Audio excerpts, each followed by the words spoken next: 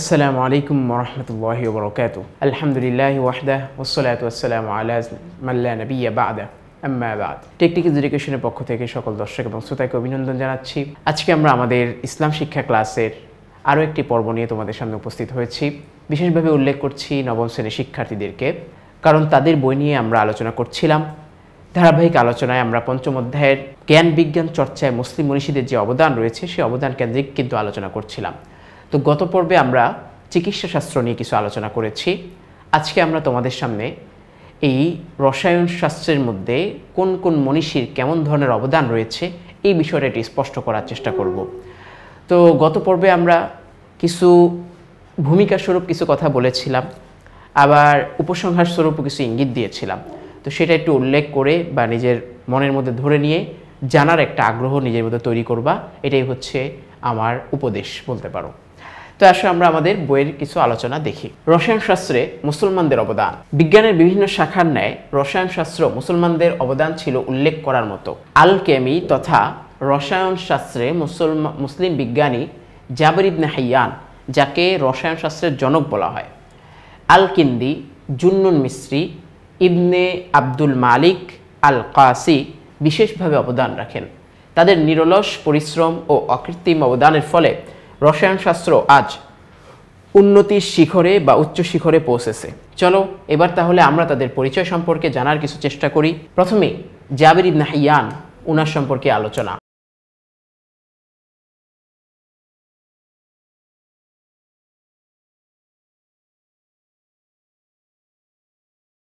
জাবির ইবনে হাইয়ানের পূর্ণ নাম হলো আবু আবদুল্লাহ জাবির ইবনে হাইয়ান। তো জাবির হচ্ছে ওনার আসল নাম। তিনি আবু মুসা জাবির ইবনে হাইয়ান নামেও পরিচিত। তিনি দক্ষিণ আরবের তুস নগরে আজদ বংশে 722 খ্রিস্টাব্দে জন্মগ্রহণ করেন। তার পিতা একজন খ্যাতনামা চিকিৎসক ছিলেন। তো এক এক সময় কিন্তু এক একটা শাস্ত্রের একটা প্রভাব থাকে। তো দেখা গেছে কখনো চিকিৎসা শাস্ত্রের, কখনো রসায়ন শাস্ত্রের, কখনো তোমার গণিত শাস্ত্রের, এরকম প্রভাব থাকে একটা সময়। ছোটবেলা থেকে তিনি ছিলেন জ্ঞান পিপাসু। গণিত শাস্ত্রে শিক্ষালাভ শেষে তিনি চিকিৎসা শাস্ত্রেও শিক্ষা গ্রহণ করেন। তো একদিকে চিকিৎসারও জ্ঞান ছিল তার, ওদিকে গণিত শাস্ত্রেরও জ্ঞান ছিল, কিন্তু তাকে মানুষ জানে কোন হিসাবে? রসায়ন শাস্ত্রের জনক হিসাবে। তৎকালীন বিখ্যাত পণ্ডিত ইমাম জাফর সাদিকের অনুপ্রেরণায় তিনি রসায়ন ও চিকিৎসা বিজ্ঞানে গবেষণা শুরু করেন। খুব অল্প সময় তার সুখ্যাতি চারদিকে ছড়িয়ে পড়ে। তিনি বিভিন্ন বিষয়ে নতুন নতুন তথ্য ও বিভিন্ন পদার্থ আবিষ্কার করতে আরম্ভ করেন এবং খুব অল্প দিনের মধ্যেই শ্রেষ্ঠ রসায়ন বিজ্ঞানী হিসাবে পরিচিত হয়ে যান। তৎকালীন জামানার সর্বশ্রেষ্ঠ রসায়নবিদ হিসাবে পরিচিত হন। তিনি কুফায় একটি বিজ্ঞানাগার প্রতিষ্ঠা করেন। মৃত্যু পর্যন্ত সেখানেই তিনি গবেষণারত ছিলেন। তো এই কুফা জায়গাটা কোথায়? এটা হচ্ছে ইরাকের একটি নগর। তো রসায়নকে তিনি সর্বপ্রথম বিজ্ঞানের একটি স্বয়ংসম্পূর্ণ শাখা হিসাবে প্রতিষ্ঠা করেছিলেন, যে এটাও যেটা গবেষণার বিষয়, এই বিষয়টাকে তিনি তুলে ধরেছিলেন তৎকালীন জামানার মানুষদের সামনে। তিনি চিকিৎসাশাস্ত্র, ইউক্লিড ও আল মাজেস্টের ভাষ্য, দর্শন, যুদ্ধবিদ্যা, রসায়ন, জ্যামিতি ও জ্যোতির্বিজ্ঞান সম্পর্কে বিভিন্ন গ্রন্থ প্রণয়ন করেন। তার বিখ্যাত গ্রন্থগুলোর মধ্যে অন্যতম হচ্ছে জিবাকুশ শারকি, কিতাবুল আরকানিল আরবা, কিতাবুল আহজার, কিতাবুল কালি, কিতাবুল রাহা, কিতাবুল ফিদ্দা, কিতাবুল মিহান, কিতাবুল রিয়াদ, কিতাবুল নুহাস, কিতাবুল ইহরাক ইত্যাদি। কতগুলা কিতাব দেখো, এগুলোর নামও জীবনে তুমি শোনো নাই, কারণ সবই আরবি নাম। রসায়ন ও বিজ্ঞানের কতিপয় গুরুত্বপূর্ণ ক্ষেত্র যথা পরিশ্রবণ, তো এই সমস্ত তথ্যগুলো তুমি পেয়েছো তোমার বইয়ের মধ্যে, রসায়ন বইয়ের মধ্যে। পরিশ্রবণ, দ্রবণ, ভস্মীকরণ, বাষ্পীকরণ, গলানো প্রভৃতি তারই কিন্তু আবিষ্কার এগুলো। তিনি তার গ্রন্থে ধাতুর শোধন, তরলীকরণ, বাষ্পীকরণ ও ইস্পাত তৈরির প্রক্রিয়া, লোহার মরিচা রোধক বার্নিশ ও চুলের কলপ, লেখার কালি ও কাঁচ ইত্যাদি দ্রব্য প্রস্তুত প্রণালী ও বিধিবিধি সম্বন্ধে বিস্তারিত বর্ণনা করেন। তো বলো, কোন গবেষণাটা তুমি খ্রিস্টানদের বলবা? কোন গবেষণাটা তুমি ইংলিশ ম্যানদের বলবা? বেশিরভাগই সব মুসলমানদের এবং আরবি ভাষাবিদদের এবং ফার্সি বা পারস্য ভাষাবিদদের। জাবির ইবনে হাইয়ান রসায়ন শাস্ত্রের পরিপূর্ণতা দান করেছেন বিধায় তাকেই এই শাস্ত্রের জনক বলা হয়। তো রসায়ন শাস্ত্রের জনক বলা হয় জাবির ইবনে হাইয়ানকে। তো জাবির ইবনে হাইয়ান বস্তু জগৎকে প্রধানত 3টি ভাগে বিভক্ত করে দেন। প্রথম ভাগে হচ্ছে স্পিরিট, দ্বিতীয় ভাগে হচ্ছে ধাতু এবং তৃতীয় ভাগে হচ্ছে যৌগিক পদার্থ।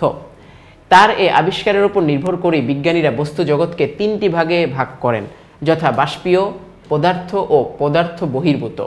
বিজ্ঞানের এমন কোনো শাখা নেই যেখানে তার অবাধ বিচরণ ছিল না।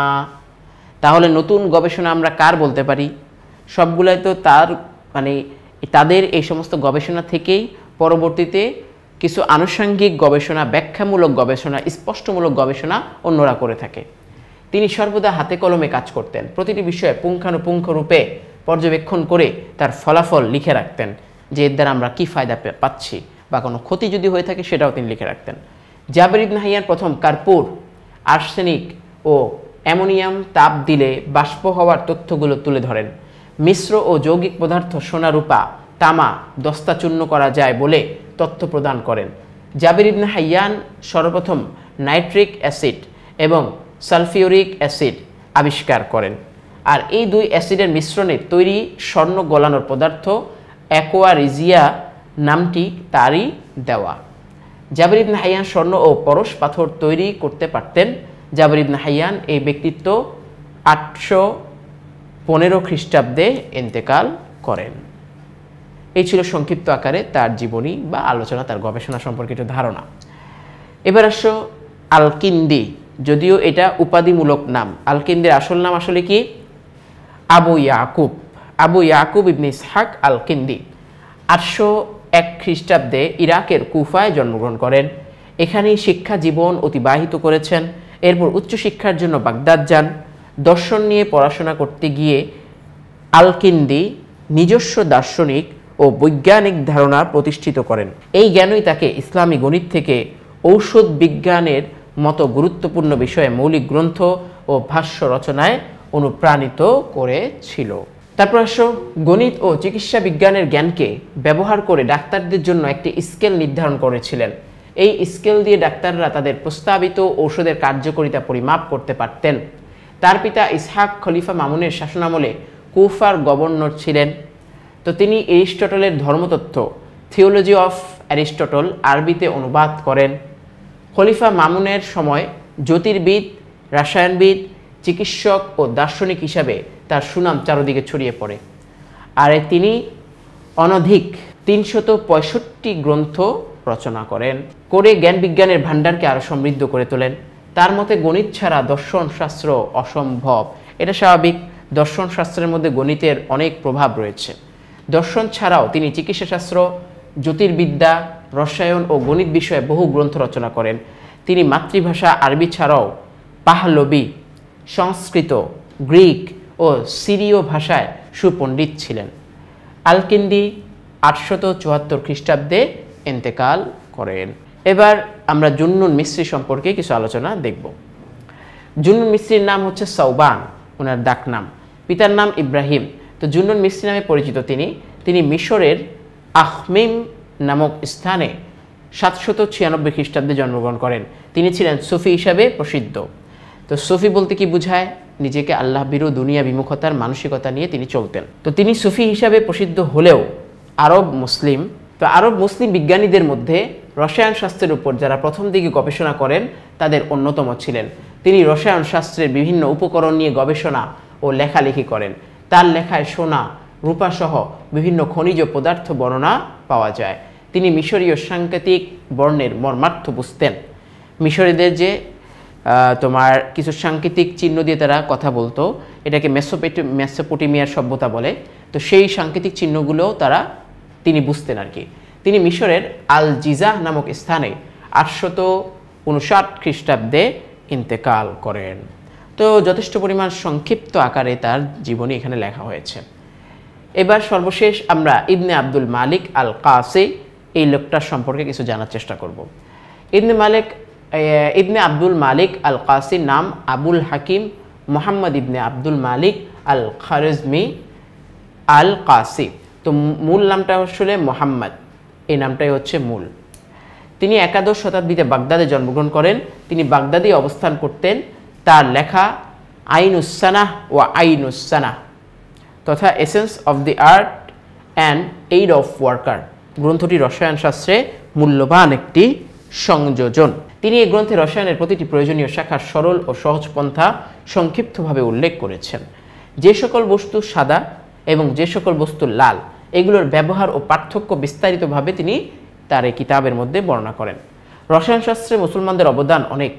আমাদের অনেকেই হয়তো জানেই না যে মুসলমানদের বৈজ্ঞানিক প্রক্রিয়া পৃথিবী বড় বড় কাজকর্মের ক্ষেত্রে অনেক গুরুত্বপূর্ণ ভূমিকা পালন করেছে। তো এই ইঙ্গিতটাই আমি গত পর্বে দিয়েছি যে মুসলমানরা যে কত পরিমাণ অবদান প্রত্যেকটা শাস্ত্রের মধ্যে তারা রেখেছে, এগুলো পৃথিবীর ইতিহাস থেকে ষড়যন্ত্র করে মুছে ফেলা হয়েছে অনেক কিছু, আবার অনেক কিছু তোমার ষড়যন্ত্র করে বিকৃত করা হয়েছে, নামগুলো বিকৃত করা হয়েছে এবং ইতিহাসকে বিকৃত করা হয়েছে। দেখি সর্বশেষ এবার আমাদের কি কাজ দিয়েছে। এখানে একটা কর্মপরিকল্পনা প্রণয়ন, সৃষ্টি এবং মানবতার কল্যাণ। সৃষ্টি ও মানবতার কল্যাণে আমার পরিকল্পনা। তো এখানে কি কি হতে পারে? ইসলামের মহামানবদের জীবন আদর্শে অনুপ্রাণিত হয়ে তুমি সৃষ্টি ও মানবতার কল্যাণে কি কি কাজ করবে তার একটি পরিকল্পনা প্রণয়ন করবে। পরিকল্পনাটি যেন বাস্তবসম্মত হয়, তোমার সুযোগ ও সামর্থ্যের মধ্যে এই বিষয়ে নির্দেশনা প্রদান করবে। তো তোমাদের সামনে দেখো আমরা একটু পরিকল্পনাগুলো দেখাচ্ছি। তো পরিকল্পনা বলতে স্বাভাবিক একটা ধারণা যে তুমি কি কি করেছো, করতে পেরেছো কিনা সেটা। তো প্রথমে আমরা কার্যক্রমটা দিলাম চিকিৎসা। তো ফার্স্ট এইড বলতে ছোটোখাটো কাটাছেঁড়া কীভাবে তুমি লাগালা, এই সমস্ত বিষয়ে তুমি বিকালবেলা বসে বসে এটা প্র্যাকটিস করলা। অন্য যে কেউ একটু আহত হয়েছে তারা গিয়ে লাগিয়ে দিলা। তো আমরা বিকাল টাইমটা নিয়ে দিলাম যে কেউ একজন আহত হয়েছে, তোমার কাছে এসেছে পাশের বাসার, তুমি তাকে লাগিয়ে দিলা কোনো পট্টি, ব্যান্ডেজ, এগুলো। এটা হয়েছে, অর্জিত হয়েছে। তারপর আসো রসায়ন কেন্দ্রিক কিছু বিক্রিয় প্রক্রিয়া তুমি কিছু কী করলা, প্র্যাকটিস করো। কখন? সন্ধ্যায়। এটা আবার তুমি দেখাচ্ছ তোমার ভাই বোনদেরকে, তোমার বাবা মাকে, যে দেখেন এই যে এগুলারে বলা হয় বিক্রিয় প্রক্রিয়া, ঠিক আছে, যেটা আমি পরবর্তী কাজে দিব। এটা এখনও হয়নি কারণ তোমার বিক্রিয় প্রক্রিয়াটা তোমার একটু কঠিন লাগে, এই জন্য আমরা একটা ধরলাম যে একটা হয়নি। এটা আস্তে আস্তে শিখবা তুমি আরও বেশি করে। শল্য চিকিৎসা, পাঠদান।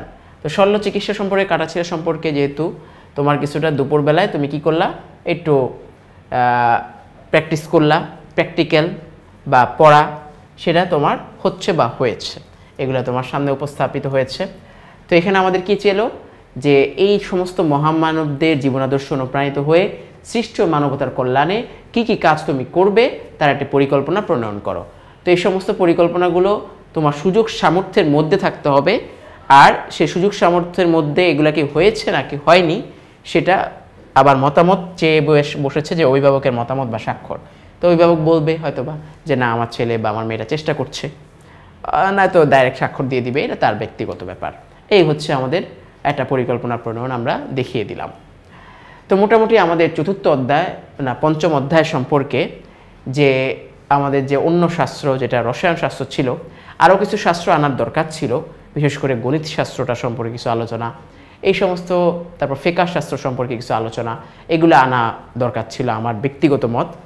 তো এগুলো তোমরা জেনে নিবা। দর্শন শাস্ত্র সম্পর্কেও কিছু কথা জেনে নিবা, যেগুলো তোমাদের জ্ঞানের পরিধিকে আরও বাড়াবে ইনশাআল্লাহ। তো আজকের মতো আমরা এখানে ইনশাআল্লাহ বিদায় নিব। সর্বশেষ আমাদের যে পাঠটি রয়েছে তথা ষষ্ঠ অধ্যায় নতুন সংযোজন, সেই সম্পর্কে ইনশাআল্লাহ আগামী পর্বে আবার তোমাদের সামনে উপস্থিত হয়ে আলোচনা করে আমরা আমাদের বইটার সমাপ্তি ঘটাবো ইনশাআল্লাহ। সেই পর্যন্ত সকলের জন্য শুভকামনা রইল। আল্লাহ তাআলা সকলকে সুস্থ রাখুক, ভালো রাখুক, এই কামনায়। আল্লাহ হাফেজ। আসসালামু আলাইকুম ওয়া রাহমাতুল্লাহ।